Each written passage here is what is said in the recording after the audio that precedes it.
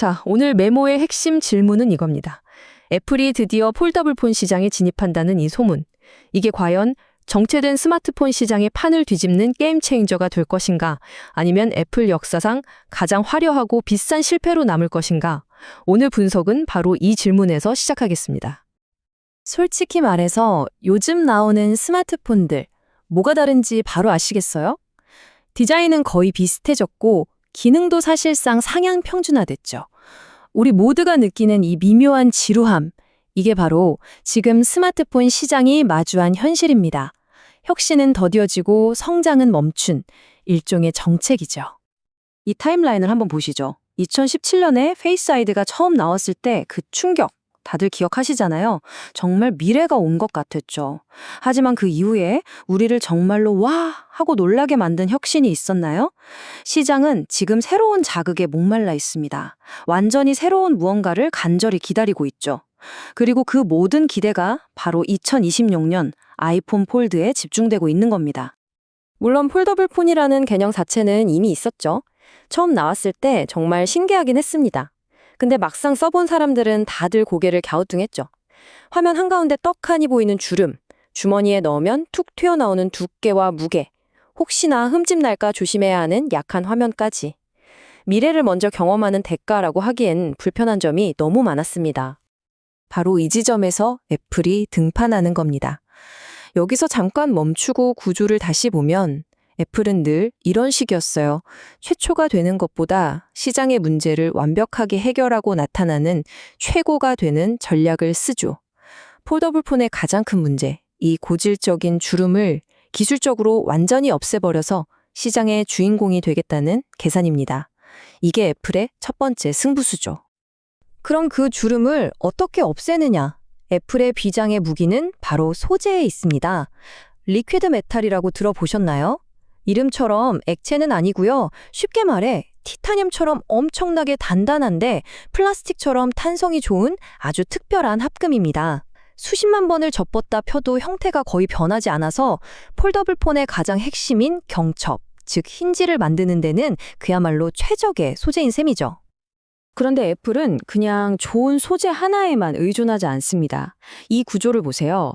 레이저로 아주 미세하게 구멍을 뚫은 특수 금속판이 디스플레이 바로 밑을 받쳐주면서 접힐 때 화면이 받는 압력을 넓게 분산시켜요.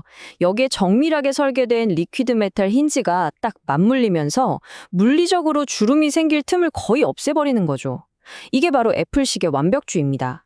자, 근데 이 전제가 왜 중요한지 짚고 가면 이 완벽함에는 반드시 대가가 따른다는 겁니다. 이 모든 기술 비용은 결국 소비자 가격에 고스란히 반영될 수밖에 없거든요.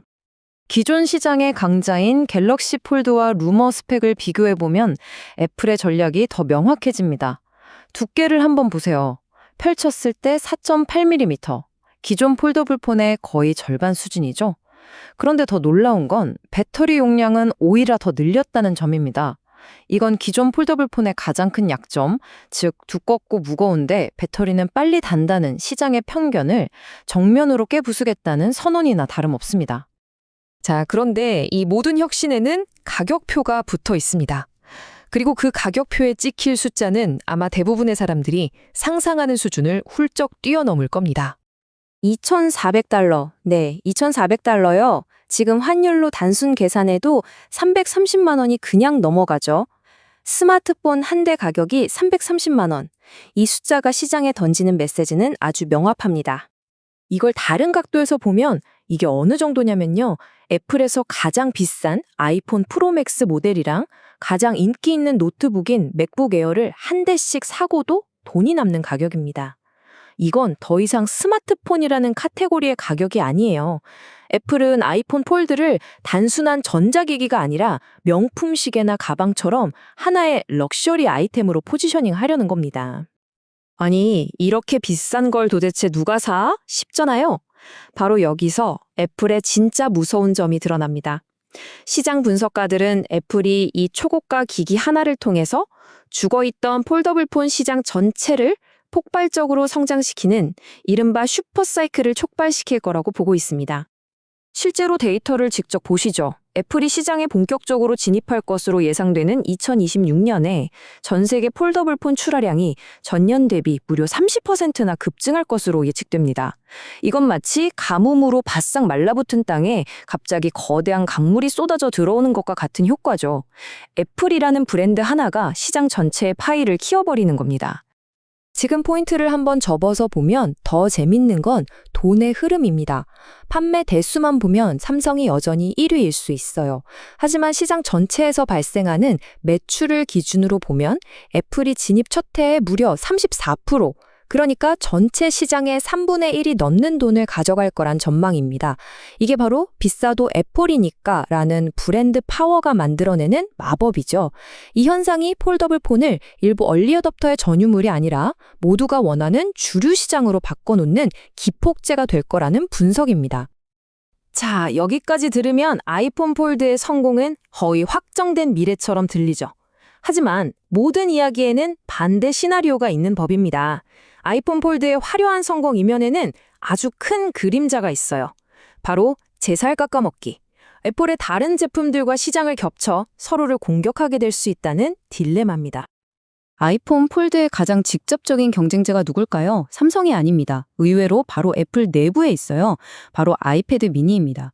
화면 크기는 거의 비슷한데 전화까지 되는 폴더블 아이폰이 있다면 과연 소비자들이 굳이 아이패드 미니를 또 사려고 할까요? 이건 애플에게 아주 골치 아픈 질문일 수밖에 없습니다. 문제는 여기서 그치지 않습니다. 여기서 많이들 그냥 넘어가는데 우리가 간과하기 쉬운 몇 가지 구조적인 리스크가 더 있습니다. 첫째, 환경 문제입니다. 구조가 복잡한 폴더블 폰은 사실상 수리가 거의 불가능에 가깝죠. 이건 친환경을 최우선 가치로 내세우는 애플의 정책과 정면으로 충돌하는 지점입니다. 둘째, 핵심 부품의 중국 의존도가 더 높아진다는 점도 지정학적 리스크고요. 셋째, 애플이 차세대 컴퓨팅으로 밀고 있는 비전 프로와 사용자 경험이나 예산 면에서 충돌할 수 있다는 점도 문제입니다. 마지막으로 앱 개발자들은 또 하나의 새로운 화면 크기에 맞춰서 앱을 최적화해야 하는 부담을 안게 됩니다. 결국 아이폰 폴드는 단순히 신제품 하나가 추가되는 게 아니라 애플이라는 거대한 제국의 근간을 흔들 수 있는 잠재적 리스크가 될 수도 있다는 뜻입니다. 그래서 오늘 메모를 정리하면서 처음 던졌던 질문으로 다시 돌아오게 됩니다. 아이폰 폴드는 과연 기술의 정점에서 시장을 이끌어갈 미래일까요? 아니면 반짝하고 사라질 화려하지만 일회용에 가까운 사치품에 불과할까요? 애플의 이 거대한 도각이 어떤 결과를 낳을지 그 답은 결국 시장과 소비자의 선택에 달려 있을 겁니다. 공개 자료 기준의 해석이며 최종 판단은 투자자 본인의 몫입니다. 자세한 분석글은 링크의 블로그를 확인해 주세요. 주식비서 론이었습니다. 성투하세요.